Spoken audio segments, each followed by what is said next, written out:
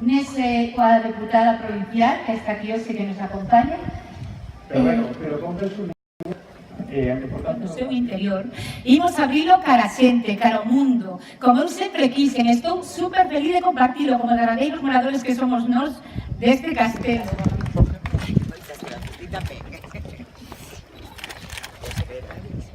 E ademais, María Viñas tamén invitou a Emilia Pardo Lozana a este castelo que temos aquí tan fermoso. Grandes cousas que temos aportado moito á humanidade.